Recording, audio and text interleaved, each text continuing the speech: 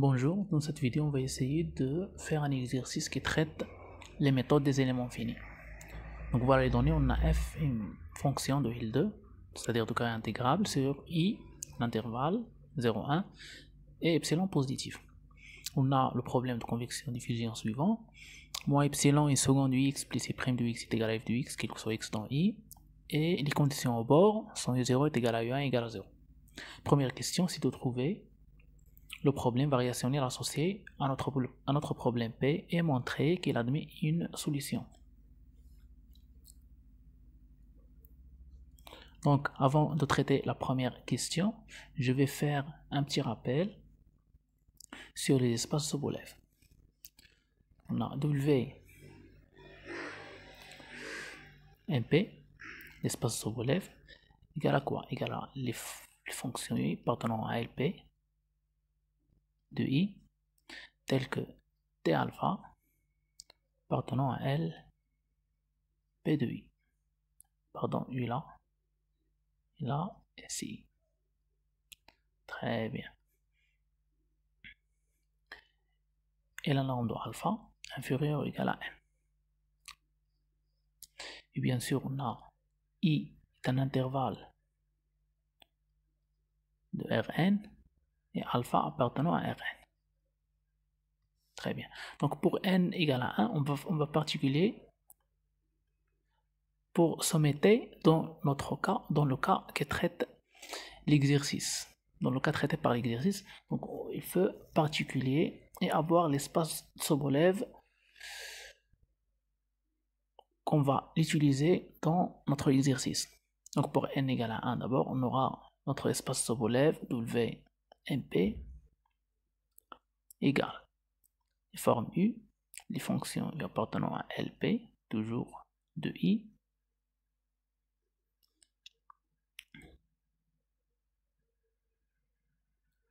telles que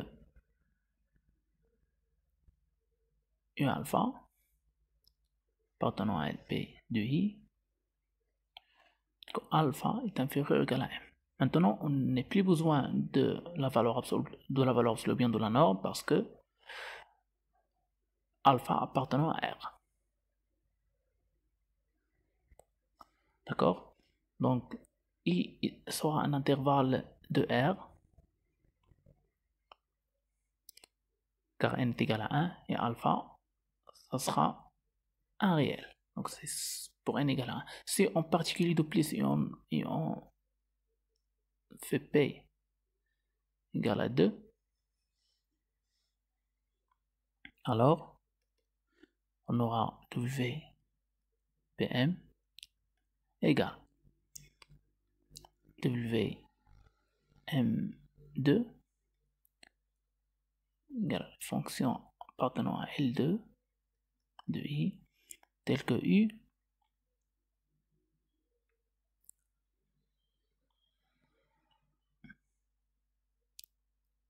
de appartenant à L2 de I. Alpha est inférieur à M toujours. D'accord? On a I qui est dans R et alpha appartient à R. Si de plus on fait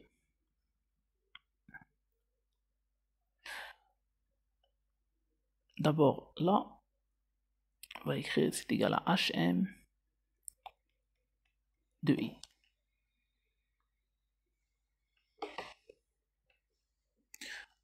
Là, j'ai oublié de faire I entre parenthèses, ou c'est là I entre parenthèses, et aussi là I entre parenthèses.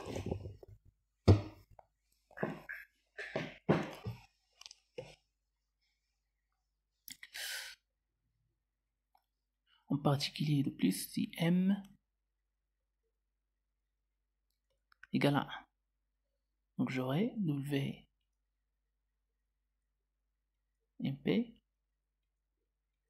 de I égale W1, 2, de I, qui est égal à H1 de I, et bien sûr si les fonctions dans L2 de U telles que U2 pardon, là c'est pas 2, c'est alpha. Et aussi là c'est alpha. Appartient à L2 de I, tel que alpha est inférieur ou égal à 1. Et I inclus dans R et alpha appartient à R. Très bien.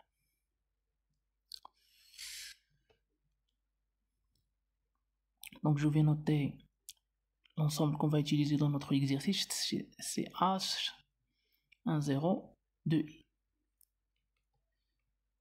C'est les éléments U appartenant à quoi? Appartenant à H1 de I, notre ensemble H1, tel que U sur le bord de U nul. D'accord? Dans notre cas, ici 0, 1, donc le bord c'est 0 et 1, l'élément 0 et l'élément 1. Donc, U seront nuls sur 0 et 1, c'est-à-dire on aura H 0, 1 de l'intervalle 0, 1 égale les éléments U de H1 tels que U de 1 égale à U de 0 égale à 0. Très bien. Donc maintenant, on a complété notre rappel et je vais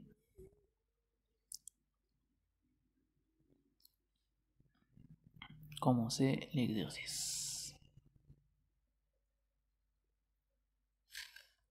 Ok, pardon. Et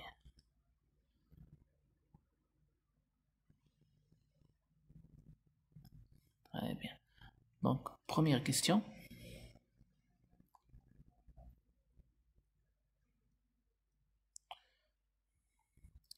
C'était quoi? La première question, c'était de trouver le problème variationnel associé au problème P et montrer qu'elle admet une solution unique.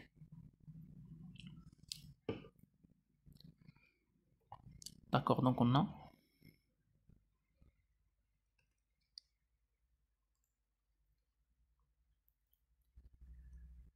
moins epsilon I second UX plus I de X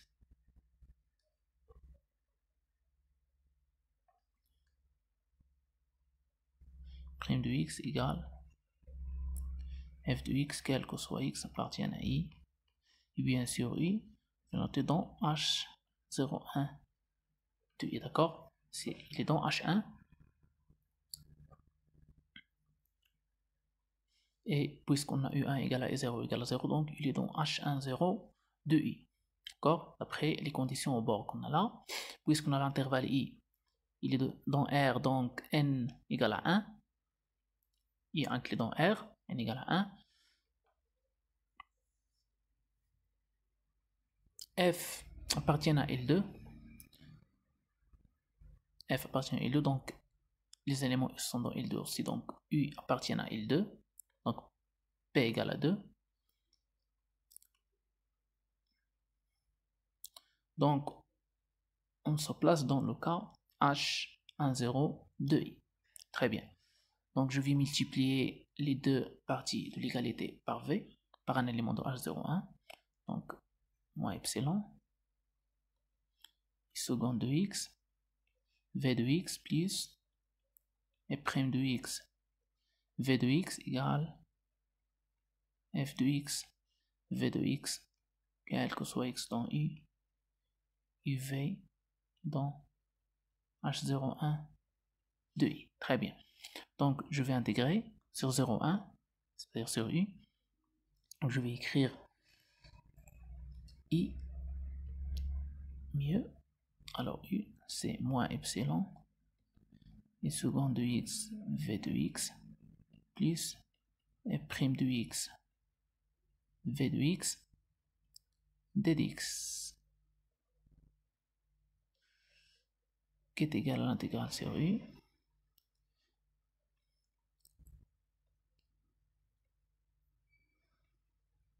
V de X D de X, quel que soit U, fait appartenant à H01 de I. Très bien. Donc, je vais utiliser l'inégalité par partie et j'aurai que cette quantité-là va être égale à epsilon i prime v prime de x dx plus la deuxième quantité sur i toujours i prime v de x dx égale fv de x dx sur i. Bien sûr, quel que soit uv appartenant à h en 0 de i. Très bien. Donc, je note, bien je pose a de uv égale l'intégrale sur u de epsilon i prime v prime de x dx plus l'intégrale sur u de i prime v de x dx. Et je pose L de v égale à l'intégrale de f fois v de x dx. Très bien. Donc mon problème, ou bien mon problème variationnel associé, ça sera comme suit.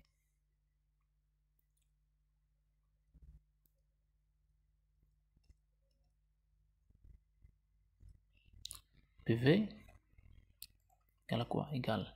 Donc trouver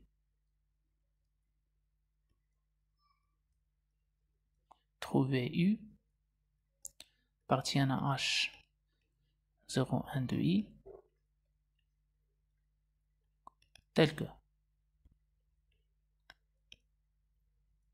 A de UV égale à L de V quel que soit V dans H0, 1 de I. Pardon, quel que soit U dans H0, 1 de I. Donc voilà, donc la première partie des questions, trouver le problème variationnel associé au problème P. Donc maintenant, je vais montrer qu'elle admet une solution unique. Donc, pour montrer que PV admet une solution unique, on va utiliser le théorème de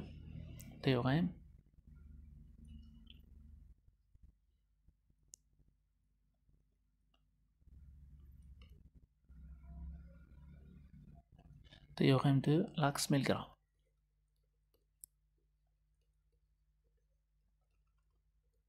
Théorème de Lax-Milgram.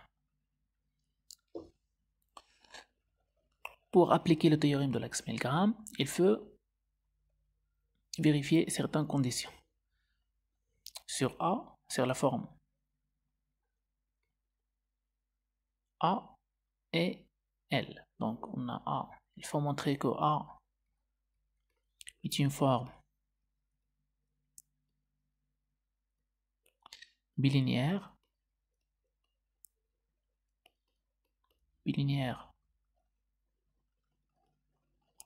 continue et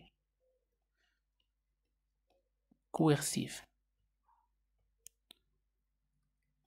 Et il faut montrer que L est une forme linéaire continue.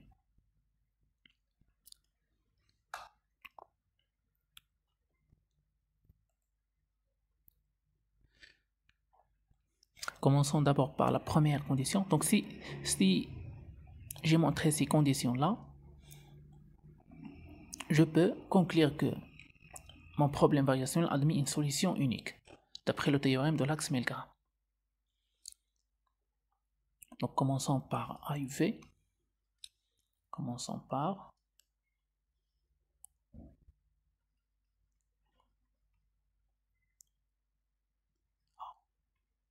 on va montrer qu'elle est continue et coercive et bien sûr constitue une forme bilinéaire. Pour montrer qu'A est bilinéaire, il est trivial par linéarité de l'intégrale.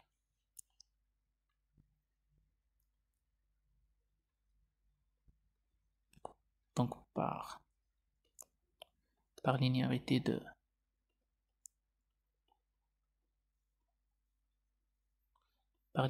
l'intégrale, on a A. Par linéarité de l'intégrale, on a A.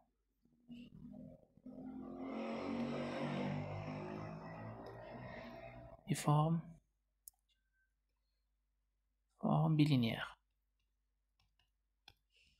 D'accord? Il faut montrer qu'il est continu.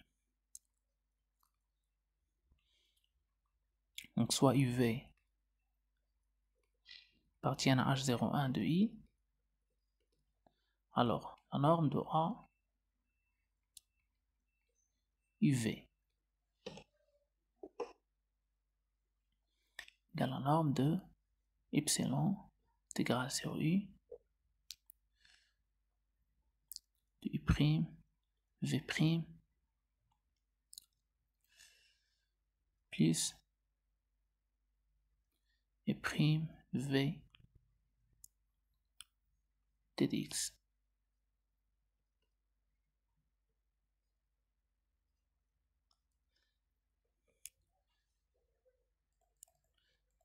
Donc je vais majorer en utilisant l'inégalité de Cauchy-Schwarz. Donc l'inégalité de Cauchy-Schwarz, donc je vais majorer par epsilon fois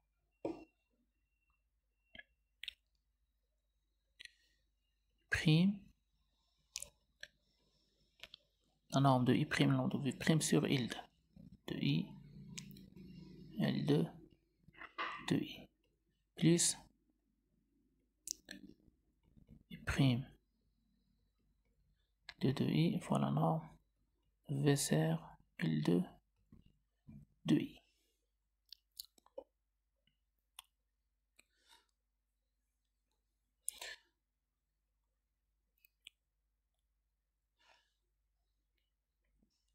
Donc on sait que la norme de V', ou bien la norme de I' sur L2 de I égale la norme de U sur H01. La norme de U' sur L2, c'est la norme de U sur H01. Et la norme de V sur L2 de U est inférieure ou égale une constante C. C'est d'après l'inégalité de Poincaré, il existe une constante C telle que la norme de V sur L2 est inférieure à la norme de C fois la norme de V' sur le même espace L2. Donc j'utilise ces deux informations là et j'aurai epsilon. Je remplace la norme de U' sur L2 par la norme de U sur H01, la norme de U sur H01 de I fois la norme de V' sur L2 de I plus, je remplace là aussi la norme de U' sur L2 par la norme de U sur H01 de I fois la norme, et là je majore par constante C fois la norme de V' sur H01 de I. J'utilise l'inégalité de Poincaré. Alors je factorise epsilon plus C fois la norme de U sur H01 de I fois la norme de V' sur H01 de I. Pardon, c'est pas H01 de I, c'est L2 de I. Voilà, c'est celle-ci. La norme de V, L2, V', L2 de I. Donc là, j'ai V', L2 de I. Là aussi, L2 de I. Et la norme de V' sur L2 de I, c'est la norme de V sur H01. Donc elle est inférieure ou égale, donc epsilon plus C sur U H01 de I fois V sur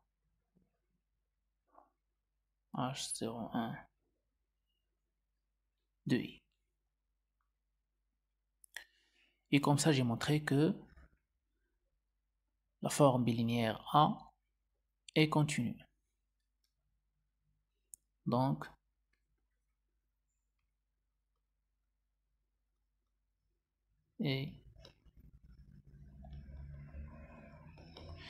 reste à montrer qu'elle est coercive.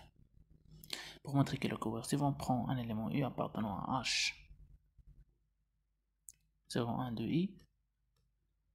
Montrant que pour montrer qu'il est coercive, il faut montrer que A de UU est supérieur ou égal à une constante C fois la norme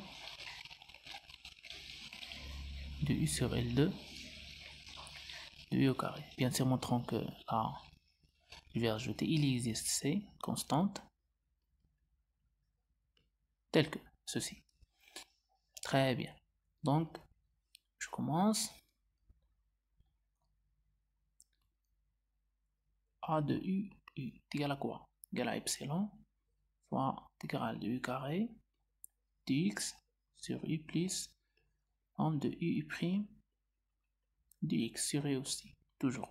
Donc c'est epsilon fois la norme de I sur L de I au carré plus,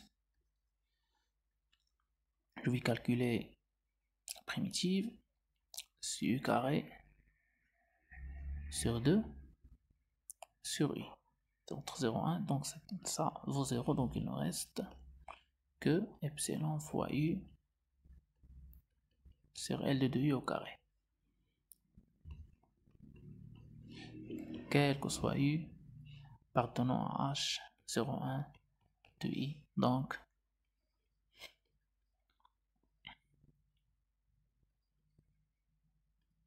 est coercif.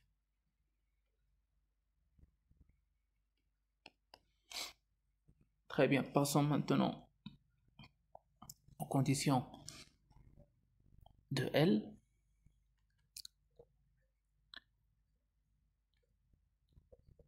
Et continue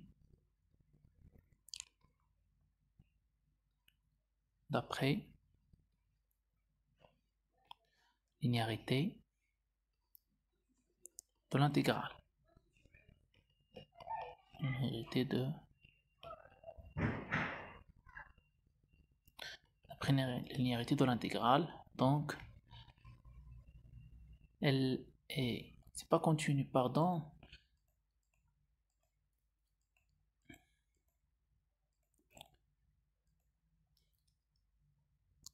Elle est linéaire d'après la linéarité de l'intégrale. Elle est continue. En effet,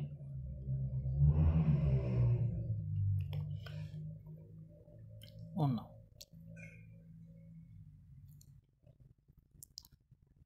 L de V égale, pour V appartient à H01 de I, L de V égale l'intégrale sur U de F fois V de x dx. Bien sûr, il est inférieur à la norme de F sur L de I fois la norme de V sur L de 2. C'est l'inégalité de Cauchy-Schwarz.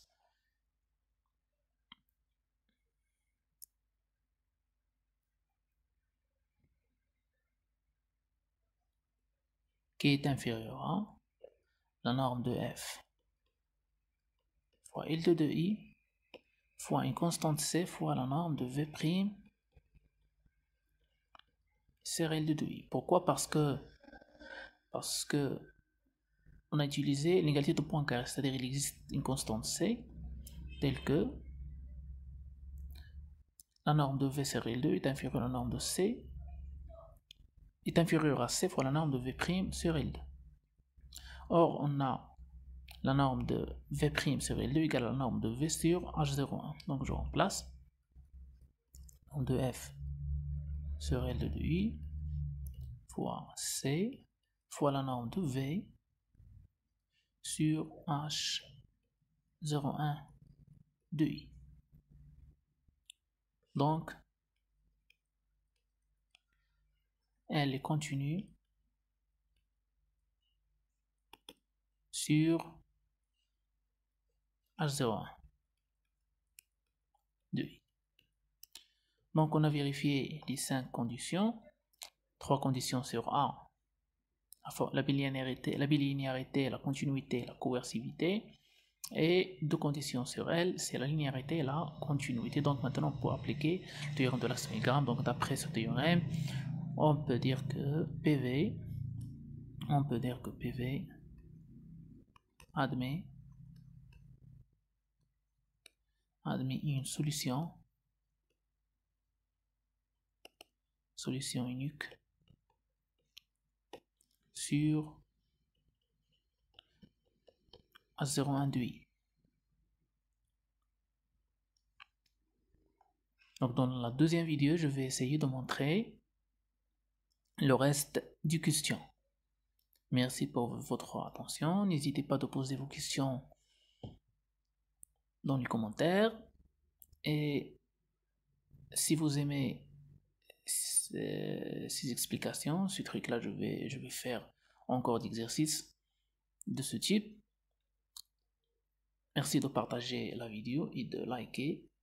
Si vous voulez aussi, vous pouvez m'abonner à ma chaîne YouTube. Merci et à bientôt.